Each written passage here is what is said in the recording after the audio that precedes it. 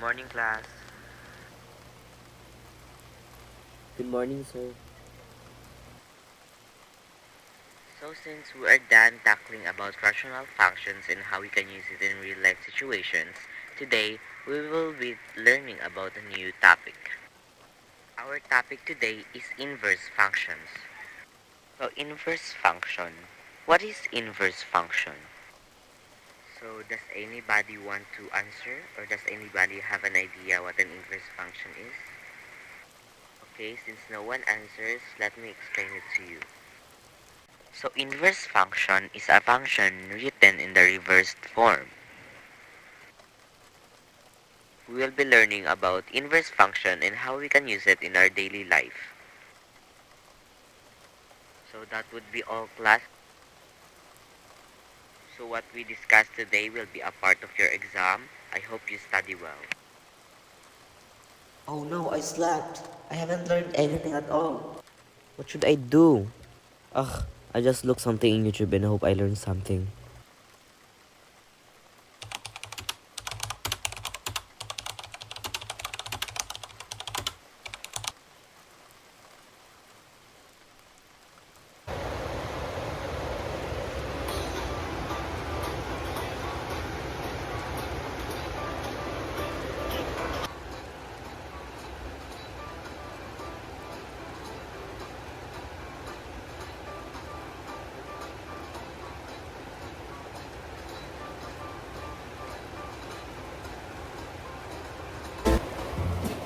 Hi guys, so welcome to my YouTube channel.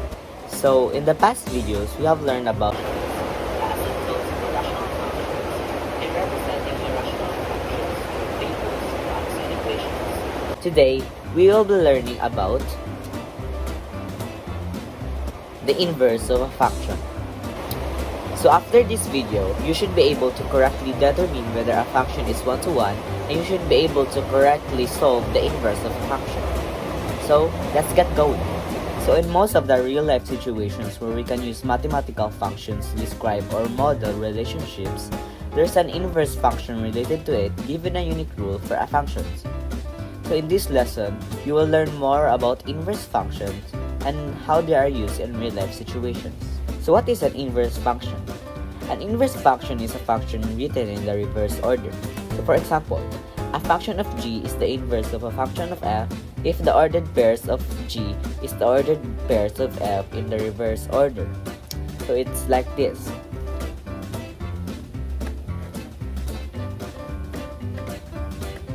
So if the ordered pairs of f are 1, -3,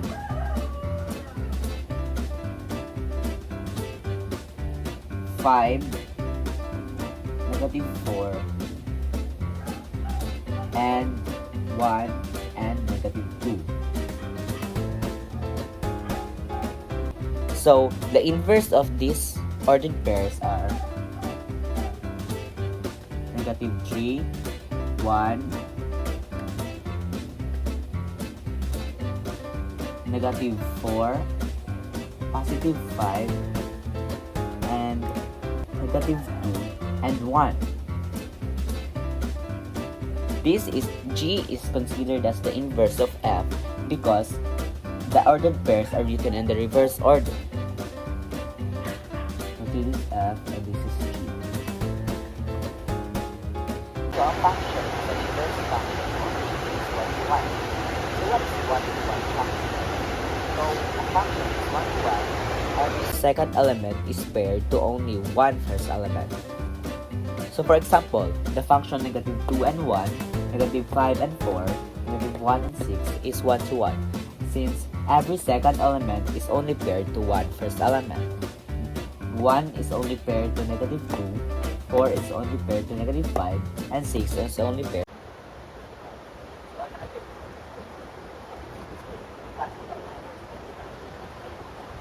You have to find the inverse of the function described by the ordered pairs. 3, -2, 1 and 0, 5 and 7, 4 and -4, and 10 and 2. So in order to find the inverse of the given ordered pairs, we have to interchange the coordinates of each pair. So 3 and -2 will become -2 and 3, 1 and 0 will become 0 and 1. 5 and 7 will become 7 and 5. Negative 5, 4 and negative 4 will become negative 4 and 4. And lastly, 10 and 2 will become 2 and 10. So, this is the inverse of the given function. Negative 2 and 3, 0 and 1, 7 and 5, negative 4 and 4, and 2 and 10. I'm sorry for my bad handwriting. So another example, you have to determine which of the following has an inverse function. Is it letter A or letter B? I'm going to give you 10 seconds.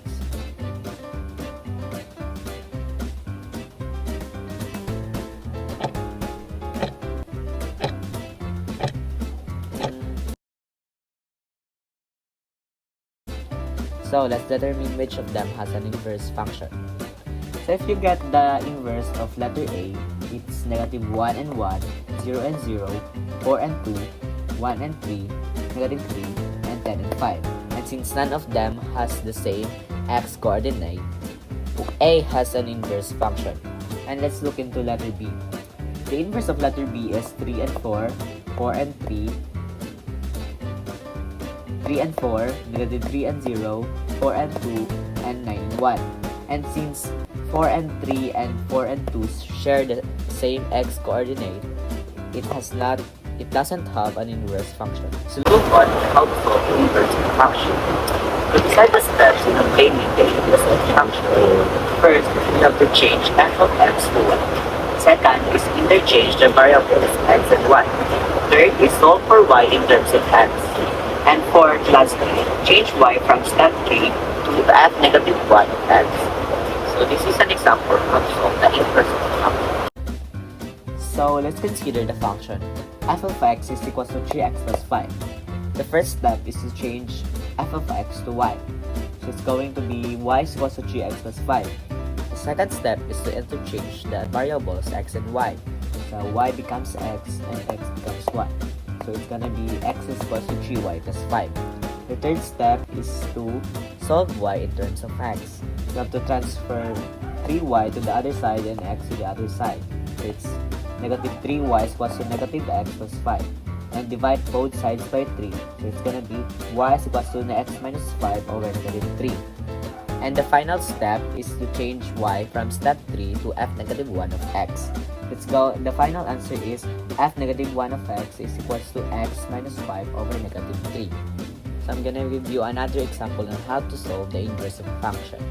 So in this, we have to determine whether f negative 1 of x is equal to x minus 2 over 5 is the inverse of f of x is equal to 5x plus 2. So first, let's solve the inverse of 5x plus 2.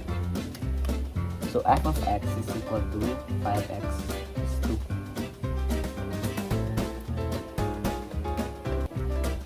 First step is to change f of x to y. It's going to be 5x plus 2. Second step is to interchange the variables x and y. So y is going to be x and x is going to be y. The third step is to solve y in terms of x. So have to transfer 2 to the other side. It's gonna be x minus 2 equals to 5y. And then you have to divide both sides by 5. So the final answer is x minus 2 over 5 is equals to y. And the last step is to change y into f negative 1 of x. It's gonna be f negative 1 of x is equals to x minus 2 over 5. Therefore, f negative 1 of x is equals to x minus 2 over 5 is the inverse of f of x is equals to 5x plus 2.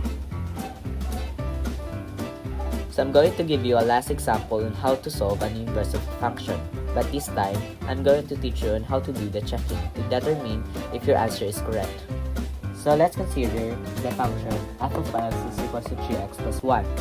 you have to change f of x to y, so it's going to be y is equals to 3x plus 1, and interchange the variables, so it's going to be x equals to 3y plus 1.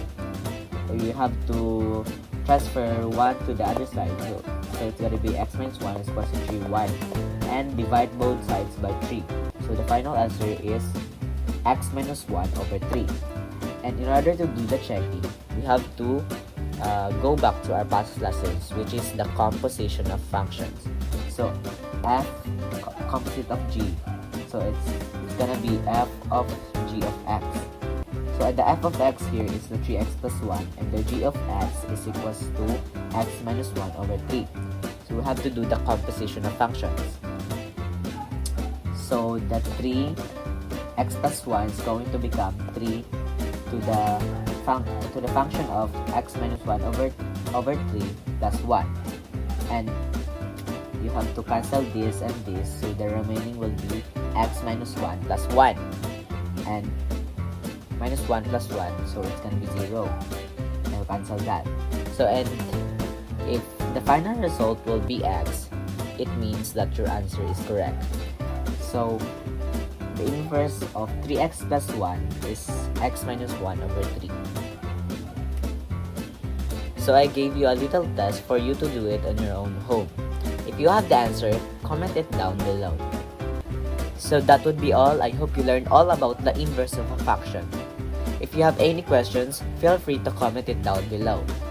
Thank you for listening and have a good day. Don't forget to like, subscribe, and hit the notification bell. Bye!